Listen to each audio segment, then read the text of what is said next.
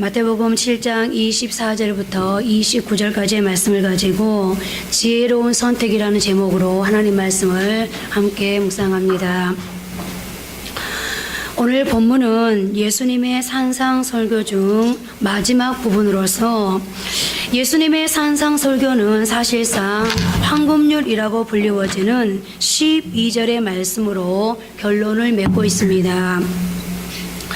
그리고 여기까지는 예수님께서 자신을 따르는 그리스도의 제자들이 어떻게 살아야 하는지와 하나님 나라의 시민의 삶의 원리와 삶의 모습을 가르치셨습니다. 그러나 하나님의 백성들은 이렇게 살아야 하는 것이라는 지적 사실보다 더 중요한 것은 실제로 그렇게 적용하며 사는 일입니다. 그래서 7장 13절 이하에서는 이 적용하는 삶을 우리가 선택할 것인가 아니면 거절할 것인가 라는 선택에 대한 마지막 도전으로 산상설교의 마무리가 매듭지어지고 있는 것입니다.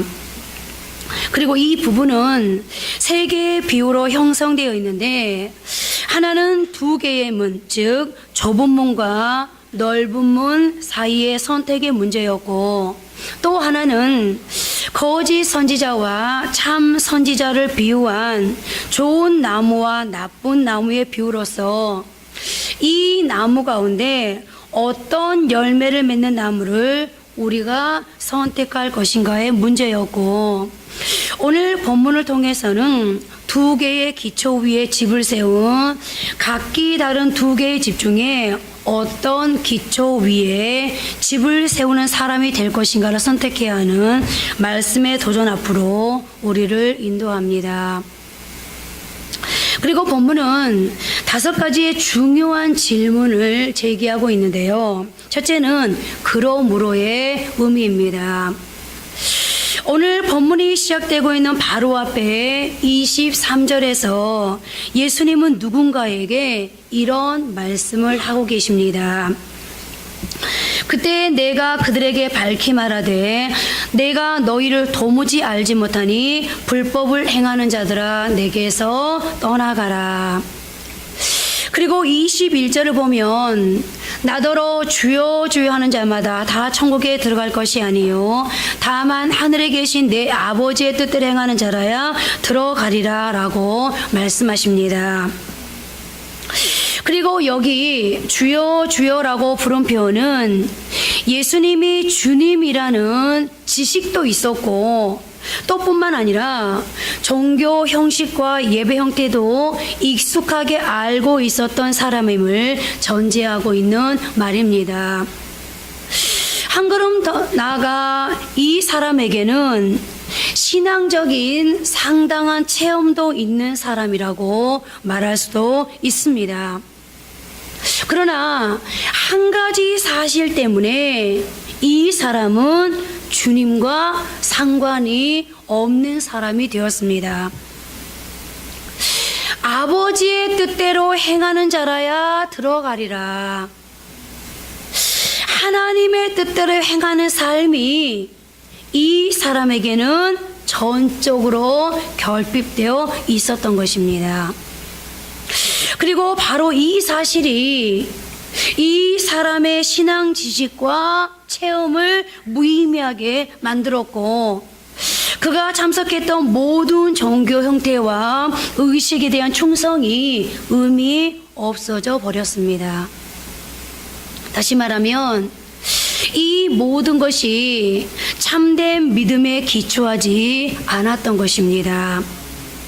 그래서 마지막 최후 심판의 날 주님께서는 이 사람을 향해서 내가 너를 도무지 알지 못하니 라고 말씀하실 수밖에 없었고 불법을 행하는 자들아 내게서 떠나가라는 주의 말씀을 피할 수가 없었다는 얘긴데요. 나는 주님을 열심히 안다고 생각하고 지금까지 살아왔는데 그렇게 주님의 이름을 목 놓아 불렀는데 또 나는 열심히 종교 형태와 예배에 참석하면서 나의 입술로 나의 주님을 주님으로 신앙 고백까지 했는데 하나님의 권능을 체험하고 그 능력을 내게서 역사하는 것을 경험했는데 그럼에도 불구하고 주께서 나에게 내가 너희를 도무지 알지 못하니라 라고 말씀하신다면 이것은 얼마나 큰 비극입니까? 그리고 오늘 본문은 그러므로 누구든지 나의 이 말을 듣고 행하는 자는 그 집을 반석 위에 지은 지혜로운 사람 같으니라고 말씀하면서 그날 내가 살아온 삶을 결산하는 날, 그 세상의 것들, 비와 장수와 바람이 내 삶을 조여오는 그날 주님 앞에 인정받을 수 있는 삶과 신앙의 형태는 어떤 것이 하는지를 오늘 본문을 통해서 우리에게 알려주고 있는데요. 그럼 이제 우리는 우리의 신앙의 수고와 노력이 이처럼 무의미하고 헛된 것으로 끝나지 않기 위해서 참으로 지혜로운 그리스도인이 되어지기 위해서는 무엇을 어떻게 해야 할까요? 그날 우리 주님 앞에서 적어도 나는 인정받을 수 있는 그런 신앙의 삶을 살았다고 주님 앞에서 당당하게 말씀드릴 수 있기 위해서 우리는 어떻게 살아야 할까요? 우리 예수님은 지금 우리에게 오늘 본문을 통해서 이 말씀을 하시고자 하는 것인데요.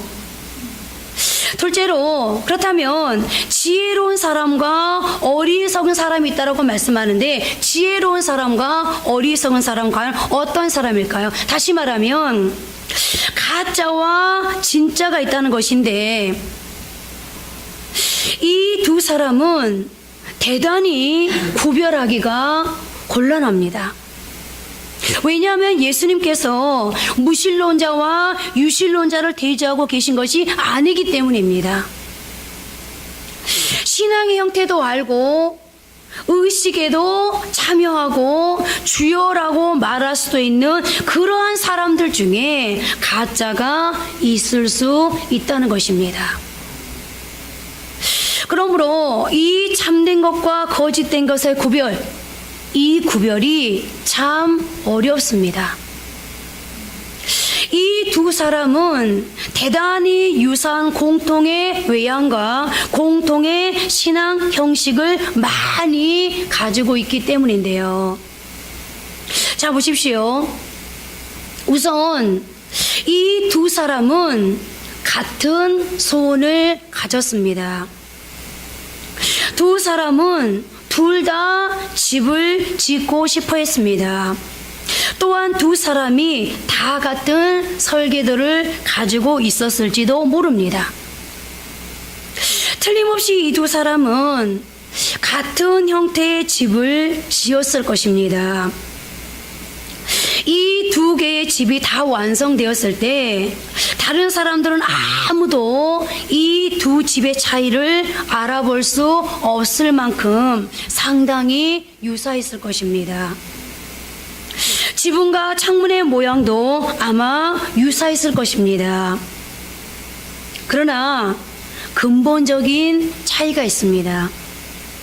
이 차이는 비가 내리고 창수가 나고 바람이 불 때까지는 그 어떤 순간에도 드러나지 않았습니다. 우리가 지금 이 자리에 똑같이 신앙생활하고 있는 것 같지만 평상시에는 그 사람의 신앙이 어떤지 드러나지 않습니다. 인생의 비바람이 몰아칠 때, 인생의 어둠이 드리워졌을 때 바로 그때 그 사람의 진짜 신앙이 어떤 신앙인가가 드러납니다. 모래 위에 세워진 집이 쉽게 무너짐에 반해서 반석 위에 세워진 집은 그대로 견고하게 서 있습니다. 겉으로 보기에는 두 사람이 지은 집이 똑같았으나 그 기초의 차이로 하나는 비바람에 쉽게 무너지고 하나는 견고히 서 있게 된 것입니다. 그렇다면 여러분이 보시기에 이 두 사람 중 누가 지혜로운 사람일까요? 주님은 말씀합니다. 나의 이 말을 듣고 행하는 자는 그 집을 반석 위에 지은 지혜로운 사람 같으리니 라고 말합니다. 주님의 말씀의 기초 위에 집을 지은 사람이 지혜로운 사람이라는 건데요. 그러면 이제 세 번째로 반석과 모래의 의미는 도대체 무엇인지를 생각해 보아야 합니다. 두 사람이 집을 짓는 기초가 되었던 반석과 모래는 과연 무엇을 뜻하는 걸까요? 오늘 본문을 좀 더 잘 이해하기 위해서 본문과 병행 구조를 이루고 있는 누가복음 6장 48절 49절 말씀을 보면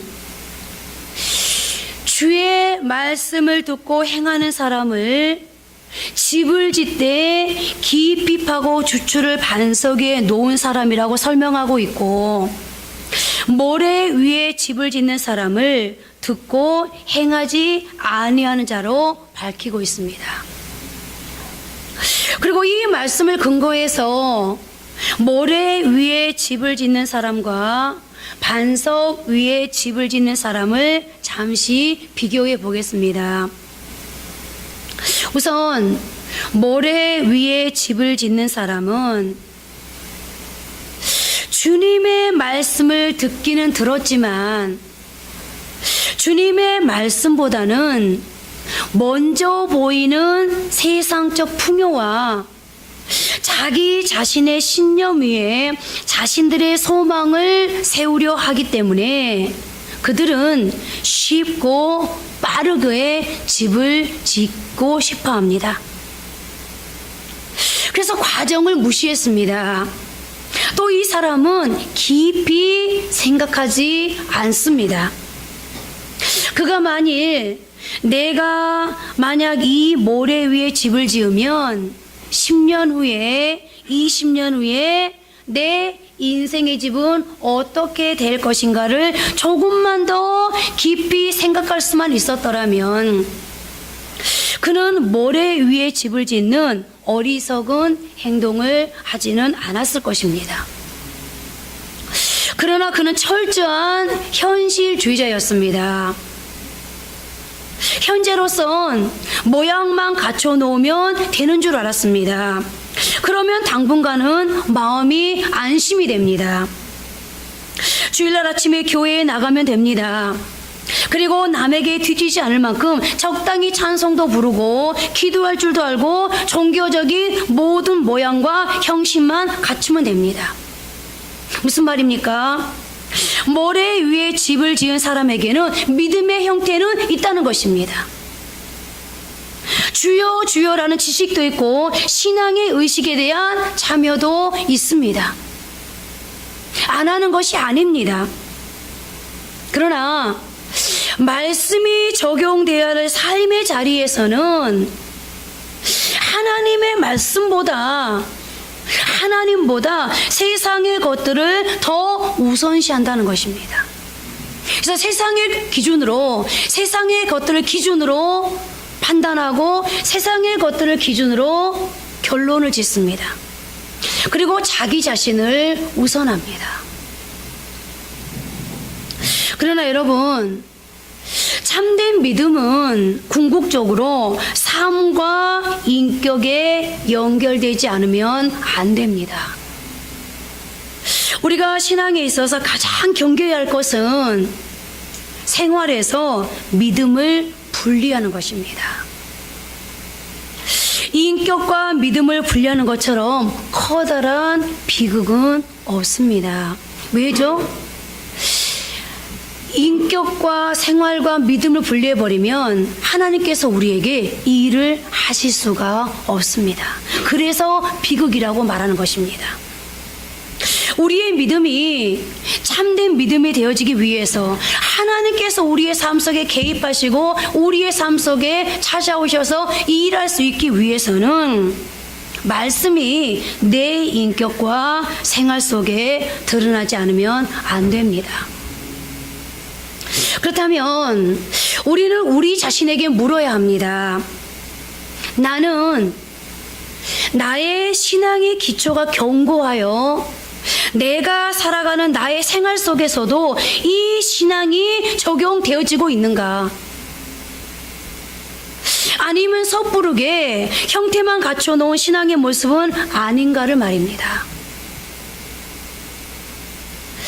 그리고 그 다음으로 반석 위에 집을 지은 사람인데요. 여러분, 반석 위에 집을 짓는 사람은 그 집을 어떻게 지을까요?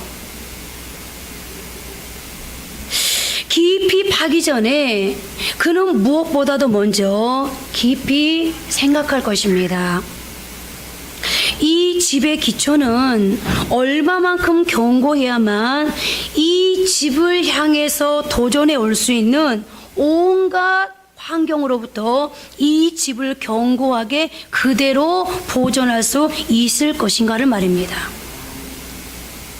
그리고 그는 과정을 밟습니다. 힘써서 깊이 팝니다. 반석이 보일 때까지 팝니다. 그리고 그는 열심히 팝니다. 일본에서 동경 지진이 일어났을 때 그 지진 속에서도 무너지지 않은 빌딩 하나가 있었다고 합니다.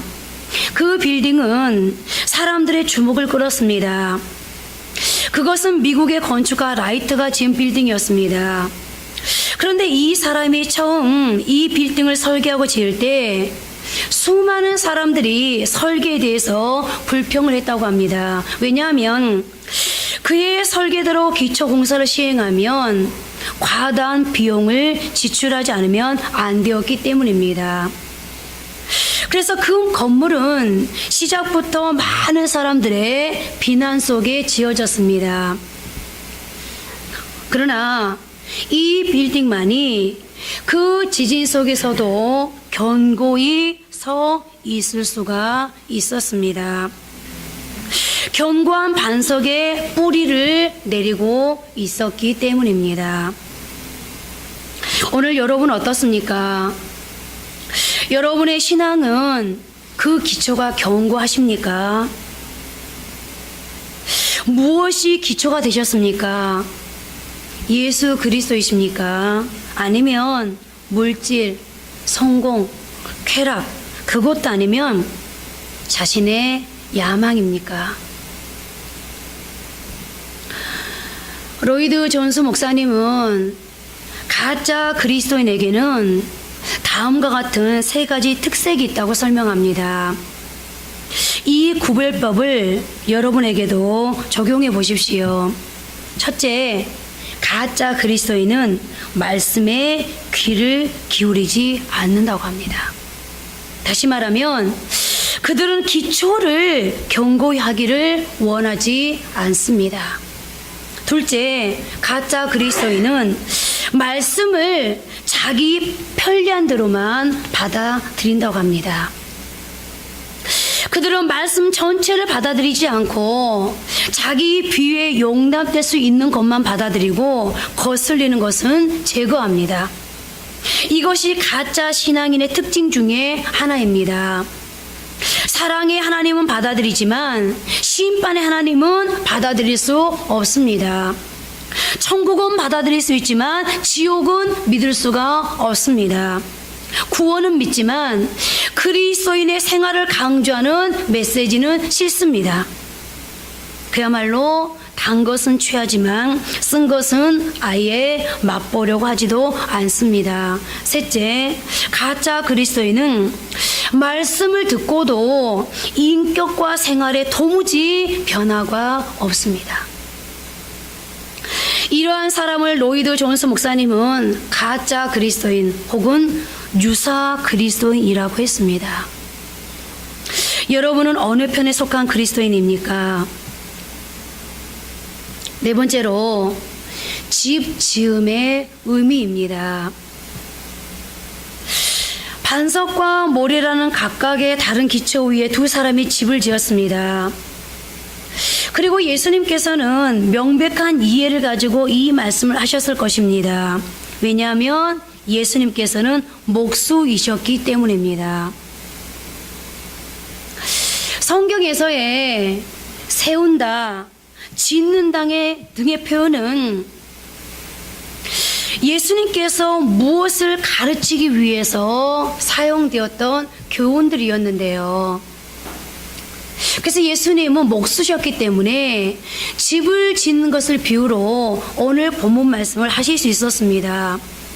그런데 사도행전 20장 23절에서 바울사도는 지금 내가 여러분을 주와 및 그 은혜의 말씀에 부탁하노니 그 말씀이 여러분을 능히 든든히 세우사라고 말씀합니다. 여러분, 집은 왜 짓습니까? 여러분들 집을 왜 짓죠? 집은 나와 가족들의 안전과 행복, 그리고 휴식과 내일의 원동력을 얻기 위해 필요합니다. 집은 비바람과 추위와 더위, 외부의 위험으로부터 지켜주는 곳이기도 합니다. 그러기 위해서는 무엇보다 든든해야 합니다. 안전해야 합니다. 그것이 집을 짓는 이유입니다. 그러나 우리 인생의 언젠가는 모래 위에 세운 집과 반석 위에 세운 집의 진실성을 시험하는 결산의 날, 위기의 그날이 찾아옵니다. 그리고 집은 무언가 외부의 압력이 주어졌을 때 그 결과가 나타납니다. 그 반응을 보고 튼튼하고 안전한지 그렇지 못한지를 진단할 수 있습니다. 그렇습니다. 보통 때는 진짜 신앙과 가짜 신앙을 구별할 수 없습니다. 든든한 신앙이 집을 지었는지 그렇지 못한지 알 수가 없습니다. 우리는 다 같은 모습을 하고 있습니다. 같이 찬양하고 같이 기도하고 예배에 같이 참석하고 나갈 때도 함께 나갑니다. 그러나 문제는 인생에 비가 내리고 창수가 나고 바람이 부는 그날입니다. 오늘 성경은 바로 그때 외부의 자극이 주어졌을 때 그 집이 그 의미를 다했는지 그렇지 못한지를 알 수 있다고 가르칩니다. 우리는 신앙생활을 하면서 누구나 다 안전하고 행복하고 그리고 외부의 자극으로부터 나를 지켜줄 수 있고 그리고 정말로 내가 내일을 살아갈 수 있는 원동력을 얻기 위해서 신앙의 집을 짓습니다. 그게 집을 짓는 이유요 목표입니다. 목적입니다. 그런데 그 집을 아무리 내가 잘 지은 것처럼 착각하고 있다 할지라도 외부의 자극이 주어지면 그 집의 진실성이 드러나게 되는 것입니다. 여러분들 어떤 집을 짓고 싶습니까? 아마 다 든든한 집을 짓고 싶을 겁니다. 자, 그러면 이제 내가 든든한 집을 지었는지 한번 여러분들 스스로 진단해 보십시오. 다섯 번째로 비창수 바람의 의미입니다. 오늘 본문 27절은 비가 내리고 창수가 나고 바람이 불어 그 집에 부딪힘에 무너져 그 무너짐이 심하니라 라고 기록하고 있습니다. 그렇다면 여기 비가 내리고 창수가 나고 바람이 분다는 것은 구체적으로 무엇을 의미하는 걸까요? 이것은 두 가지 관점에서 이해할 수 있는데요. 첫째, 이것은 우리 인생의 역경을 의미합니다. 우리의 인생에서 이런 날을 맞이한다면 이러한 역경 속에서 우리의 신앙은 견딜 수 있을까요? 빛을 발할 수 있겠습니까? 지난주도 다이아몬드 얘기를 했는데 오늘도 또 하게 되네요. 진짜 다이아몬드와 가짜 다이아몬드를 구별하는 방법 중 수중 감별법이라는 것이 있다고 합니다. 그것은 진짜와 가짜 다이아몬드를 같은 물 속에 집어넣으면 인조 다이아몬드는 빛이 사라지고 진짜는 그 물 속에서도 빛을 발한다고 합니다. 역경이 찾아올 때, 시련이 찾아올 때, 시험과 아픔과 질병이 찾아올 때, 아니 한 걸음 더 나아가서 죽음에 직면할 때에도 우리는 우리의 하나님 사랑하는 신앙을 굽히지 않을 수 있을까요? 인생의 먹구름이 나의 삶을 온통 뒤덮을 때 우리의 신앙은 어떻게 반응할까요? 지금 여러분에게 좋은 직장이 있습니다. 그러나 그 직장을 잃을 때 어떻게 반응할까요? 지금은 우리의 주변에 사랑하는 사람들이 함께하고 있습니다. 그러나 그 사랑하는 사람들이 뿔뿔이 흩어지고 고독한 인생의 들에 나만 홀로 던짐을 받았을 때 우리의 신앙은 이 상황 속에서 어떻게 반응할 수 있을까요? 인생의 현장에 비가 내리고 창수가 나고 바람이 부는 날, 그때도 여러분의 신앙이 빛을 발할 수 있다면, 그렇다면 여러분은 살아있는 신앙인입니다. 예수님께서는 누가복음 22장 31절에서 시몬아 시몬아 보라 사탄이 너희를 밀가부로 따려고 요구하였으나 라고 말씀하시는데요. 우리는 사탄의 시험이 우리를 향해서 도전해 오는 세상 속에 살아가고 있습니다. 그래서 베드로전서 4장 12절에서 예수님의 이 말씀을 들었던, 그러나 사탄의 시험 앞에서 실패했던 베드로는 다음과 같은 말을 하고 있습니다. 사랑하는 자들아, 너희를 연단하려고 오는 불시험을 이상한 일 당하는 것 같이 이상히 여기지 말고 라고 말씀합니다. 그렇습니다. 사탄은 우리를 넘어뜨리기 위해 온갖 가지의 시험거리를 가져다 줍니다. 우리에게는 우리를 연단하시는 불시험이 있습니다. 이런 시련이 여러분의 집 문을 두드릴 때, 이런 역경이 우리 인생의 창문을 두드릴 때, 내 인생의 걸음 앞에 찾아올 때 여러분은 어떻게 반응하시겠습니까? 참으로 두렵게도 우리의 참 신앙은 바로 역경이 찾아왔을 때, 시련이 찾아왔을 때 바로 그 자리에서 구별할 수 있고 평가될 수 있다는 것입니다.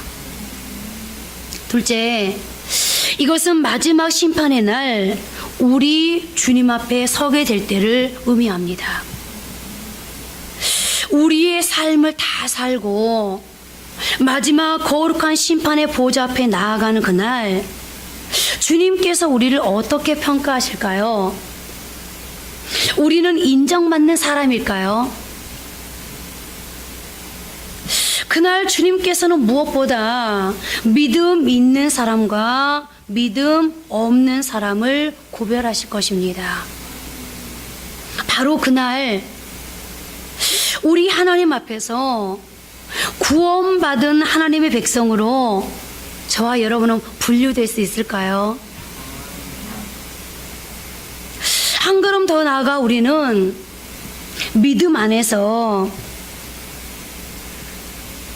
삶을 잘 살아온 사람으로 인정받을 수 있을까요? 오늘 사도 바울은 고린도전서 3장 10절 이하에서 터 위에 집을 짓는 건축자의 비유를 통해서 신앙생활을 이렇게 설명하고 있습니다. 내게 주신 하나님의 은혜를 따라 내가 지혜로운 건축자와 같이 터를 닦아두매 다른 이가 그 위에 세우나 그러나 각각 어떻게 그 위에 세울까를 조심할지니라. 이 닦아둔 것 외에 능히 다른 터를 닦아둘 자가 없으니 이 터는 곧 예수 그리스도라. 그리스도라는 터전 위에 인격의 집을 지어야 한다는 것인데요. 그리고 계속되는 12절 말씀입니다. 만일 누구든지 금이나 은이나 보석이나 나무나 풀이나 집으로 이 터 위에 세우면 예수 그리스도라고 하는 같은 터 위에 그야말로 같은 터를 사용했지만 지어지는 집의 종류가 다르다는 사실을 이 말씀은 시사하고 있습니다. 금과 은과 보석과 같은 집이 있는가 하면 나무나 풀이나 집으로 집을 짓는 사람도 있다는 것입니다. 그리고 계속되는 13절입니다. 각 사람의 공적이 나타날 터인데 그날이 공적을 밝히리니 이는 불로 나타내고 그 불이 각 사람의 공적이 어떠한 것을 시험할 것임이라. 시험의 날, 최종 평가의 순간은 반드시 찾아온다는 것입니다. 불을 지폈습니다. 나무나 풀이나 짚은 금세 타버리고 말았습니다. 그러나 금이나 은이나 보석은 아직도 견고하게 그대로 서 있다는 것입니다. 그렇습니다. 같은 그리스도란 터전을 사용했어도 인생을 사는 삶의 방식은 다 다릅니다. 만약 하나님 앞에서 인정될 수 없는 삶을 살았다면 그는 해를 받게 될 것이고, 반대로 하나님께서 인정하실 수 있는 삶의 결론에 다다랐다면 그는 상해 받게 될 것이라고 말씀하고 있는데요. 그런데 오늘 마태복음에서는 너희가 인생의 집을, 신앙의 집을 지어가면서 가장 중요한 것은 뭐라고 말씀하시죠? 주초를 어디에 두느냐? 기초가 너희 삶의 기준이 무엇이었느냐? 이것을 중요하게 다루고 있고요. 지금 고린도전서에서는 예수 믿는 사람이라면, 적어도 너희가 예수님을 그리스도라고 신하는 사람이라면 뭐가 다 같다는 거죠? 기초는 다 같을 수 있다는 거예요. 그런데 오늘 바울은 뭘 말씀하고 있는 거죠?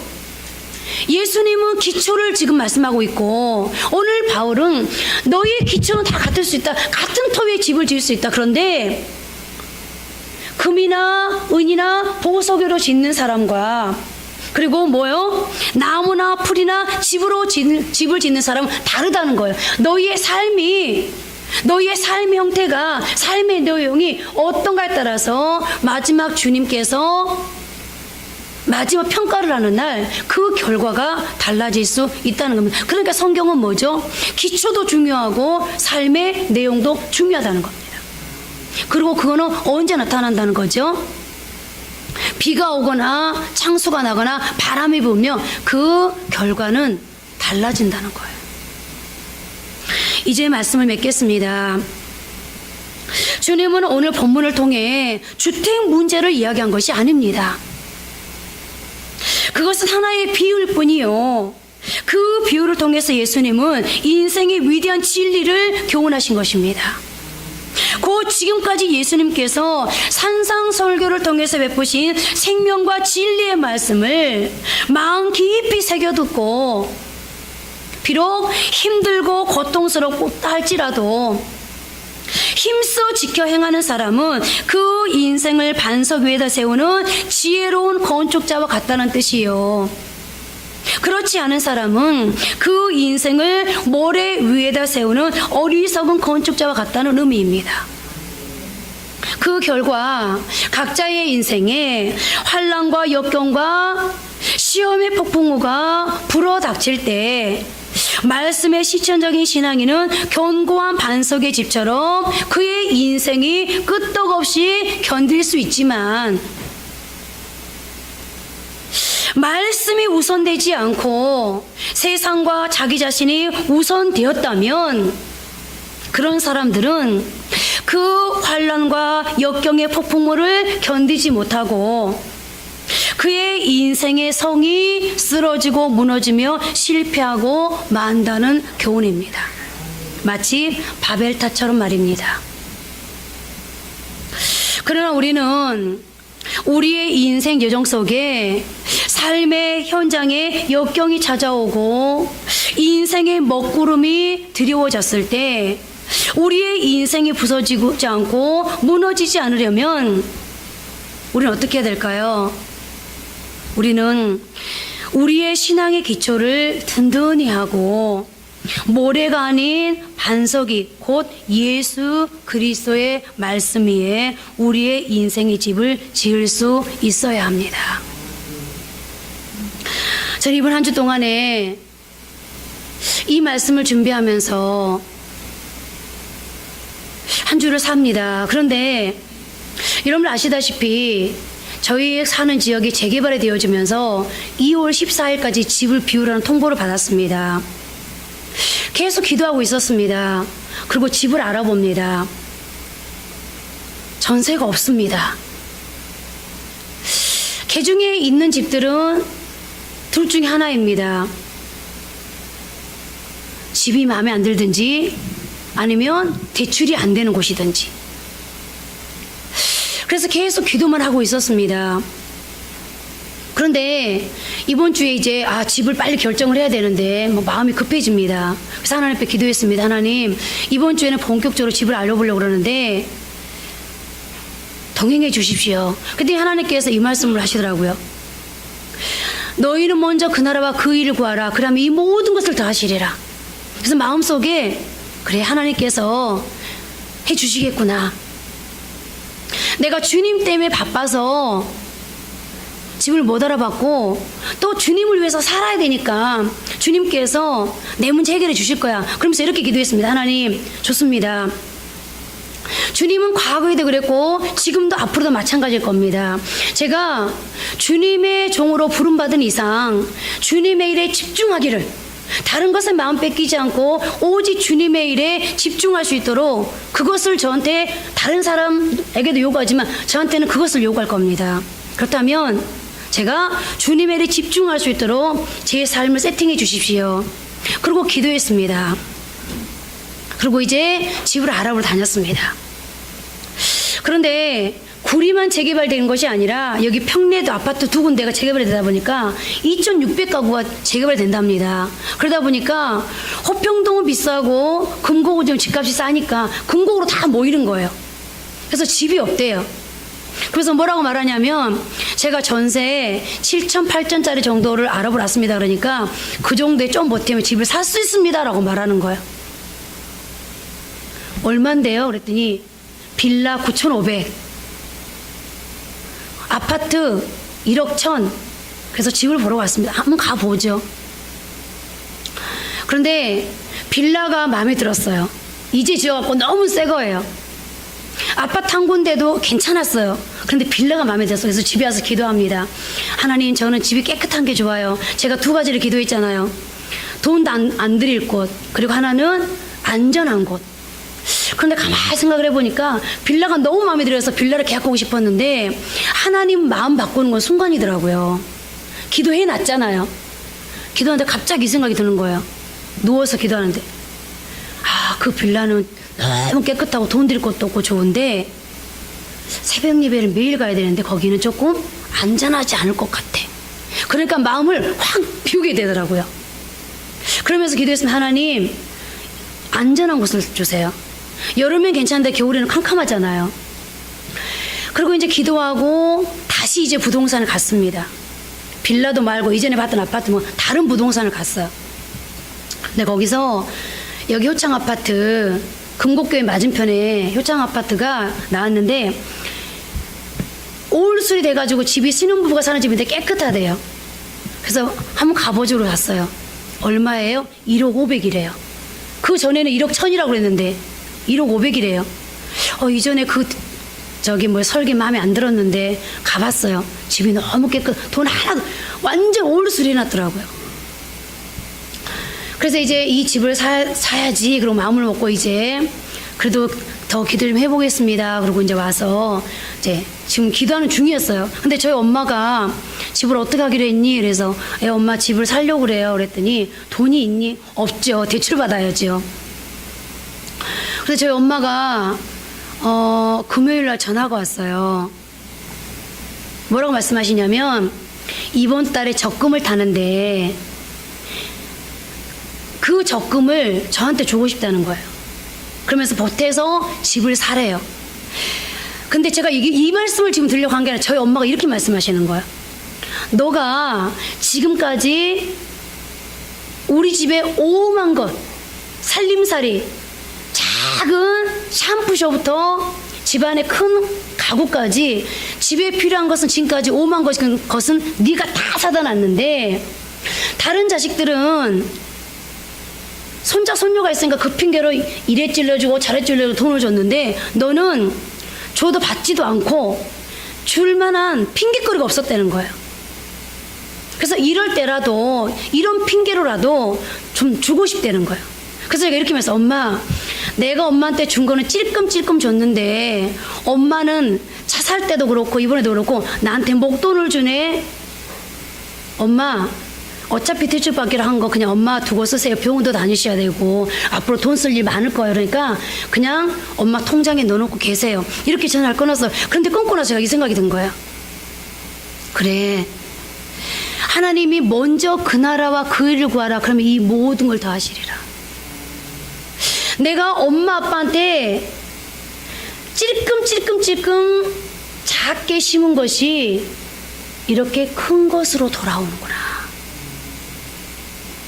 내가 하나님 앞에 먼저 하나님을 먼저 우선해서 그 나라와 그 일을 먼저 구하면 하나님께서도 내게 갚아주실 때 어떻게 갚아주실까요? 나는 찔끔찔끔, 근데 하나님은 내게 어떤 것으로 이 모든 것을 다 하시리라. 여러분, 오늘 본문 말씀 바로 이거 아니겠습니까? 세상 것을 우선해버리면 받을 게 없지만, 무너지는 인생을 살아가지만, 깨지는 인생을 살아가지만, 하나님을 우선하고 하나님의 그 우선되는 것들 위에 집을 지을 때 그 집에 나타나는 그 역사와 그 풍요로움을 어찌 우리가 다 말할 수 있겠습니까? 이제 말씀을 마치면서 우리 다 같이 우리 자신에게 물었으면 좋겠습니다.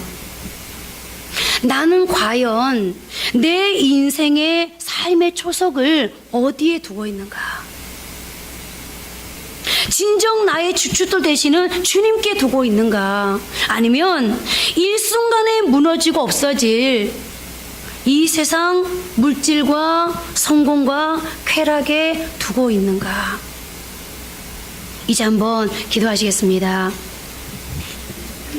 우리가 같이 우리 자신을 한번 생각해 보십시오. 나는 지금까지 인생을 살아오면서 신앙생활을 하면서 내 신앙의 기본, 내 신앙의 기준, 내 신앙의 기초, 그것이 무엇이었는가?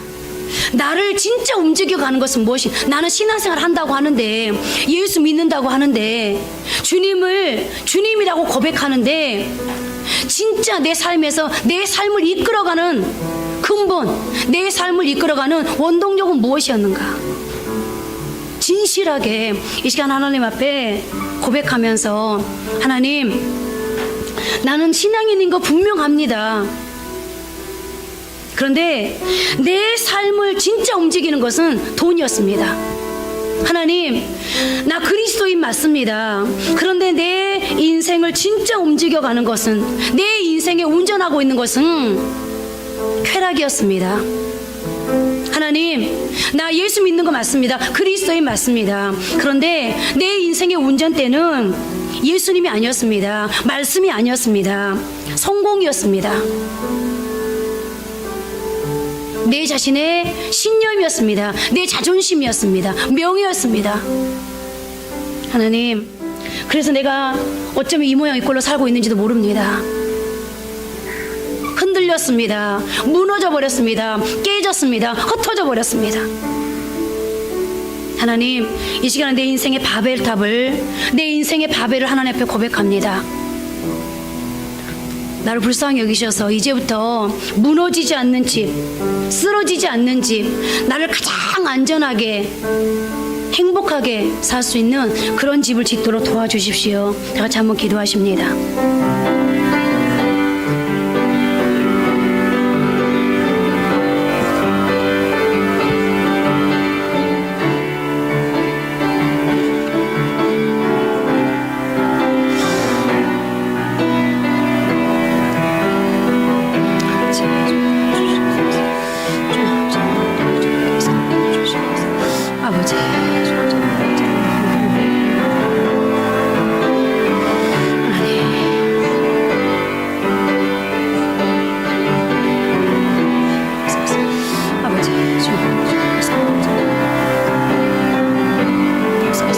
아버지,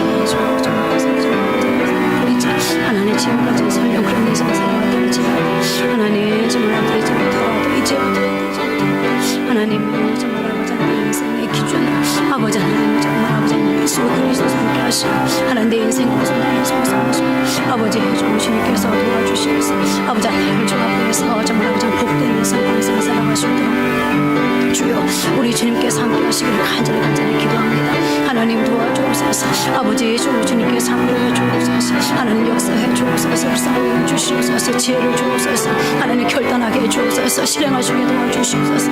아버지 힘다시게 도와주시옵소서. 그래서 이제 정말 어떤 사랑의 성도들 정말 아버지 인생의 집을 잘 지어 하나님 정말 아버지 복되고 행복한 하나님 정말 아버지는 늘 안전하고 하나님의 어떤 외부에서 이르된다 할지라도 하나님의 정말 아버지는 주 안에서 복 있는 삶을 살아가시는 아버지는 그런 성도들 다 되시도록 아버지 도와주시옵소서.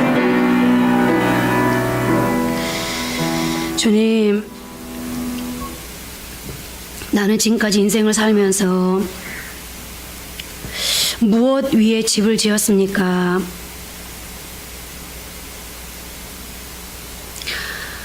내 삶을 이끌어가는 나의 삶의 기준은 무엇이었습니까? 매일매일 내가 살아가는 삶 속에 나를 운전하고 있는 것은 무엇이었습니까? 하나님, 성경은 계속해서 우리에게 예수 그리스도를 기초 삼으라고 말씀의 뿌리를 내리고 살아가라고 권면합니다. 그러나 그렇지 못했기 때문에 말로는 예수 믿는다고 그러고 교회에 와서 예배드리고 기도하고 찬양하며 하나님 예배 형식은 다 갖추었지만 그리고 남들이 봉사할 때 헌금할 때 봉사도 헌금도 했지만 그러나 오늘 이 모양 이 꼴로 삶을 살아가는 것은 무엇 때문입니까? 하나님, 평상시에는 모릅니다. 그러나 비가 오고 창수가 나고 바람이 부는 하나님, 폭풍우가 몰아닥치면 결과가 드러납니다. 속일 수가 없습니다. 아무 일 없을 때는 신앙생활 잘하는 것처럼 믿음 있는 것처럼 보일 수 있지만 인생의 문제가 찾아오면 우리는 우리의 진실을 속일 수가 없습니다. 하나님, 무너져 버렸습니다. 쓰러져 버렸습니다. 깨져 버렸습니다. 흩어져 버렸습니다. 실패했습니다. 그럼 지금 이 순간에 그렇게 아버지 하나님 엉망진창의 삶을 살아가는 내게 하나님께서 또 한 번 이 말씀을 주셨다면 이 말씀이 우리에게 기회가 되지 않겠습니까? 하나님, 바울은 오늘 이 말씀을 실천하며 살았습니다. 그랬더니 그가 이 인생을 살아가는 사역의 현장에서 유라 굴러난 강풍을 만났습니다. 그러나 하나님의 말씀이 기초되었기에, 하나님의 말씀이 기준이었기에, 그 반석 위에 집을 지었기에 그는 그 과정 속에서도 그 광풍을 넉넉히 소화할 수 있었고, 오히려 광풍을 다스릴 수 있었습니다. 그리고 오히려 그 광풍을 인생 해가 아닌 복으로 바꿀 수 있었습니다. 하나님, 그것은 바울뿐이 아닙니다. 요셉도 다윗도 마찬가지였습니다. 시작을 주님과 함께 했기에 과정도 끝도 주님과 함께 아름답게, 그리고 아버지 하나님 멋있게 매짐할 수 있었습니다. 하나님, 오늘 우리가 하나님의 말씀 앞에 서면서 또 한 번의 말씀을 통하여서 기회를 주신 하나님 앞에 이제는 주여 나를 버리게 도와주옵소서. 세상을 우선하는 것을 주여 버리게 도와주옵소서. 나를 신념을 우선하는 것을 버리게 도와주옵소서. 물질을, 쾌락을, 성공을 우선하는 것을 주여 버리게 도와주옵소서. 이제는 오직 예수님을 기준하게 하시고, 오직 예수님을 우선하게 하시고, 하나님 말씀 위에 실천의 집을 날마다 지어감을 통하여서 이제는 우리의 인생도 가장 안전하고 복되고 풍요롭고 행복할 수 있도록 주여 도와주시기를 간절히 기도합니다. 오늘도 나의 나약함을 알기에, 하나님 약함을 알기에, 이랬다 저랬다는 것을 알기에 하나님 앞에 또 한 번 우리의 영을 다하여서 하나님의 영 앞에 우리의 삶을 부탁드립니다. 하나님, 이제 하나님께서 우리가 세상 속에 나아갈 때에 오늘 말씀을 기억하면서 부끄럽지 않게 살아가게 도와주심으로, 어떤 아버지 비가, 어떤 장수가, 어떤 바람이 분다 할지라도 이제는 견고하고 튼튼하게 세워져서 하나님의 영광을 드러낼 수 있는 복된 삶으로 살게 하옵소서. 하나님이 도와주실 것을 믿고 예수님 이름으로 기도합니다. 아멘.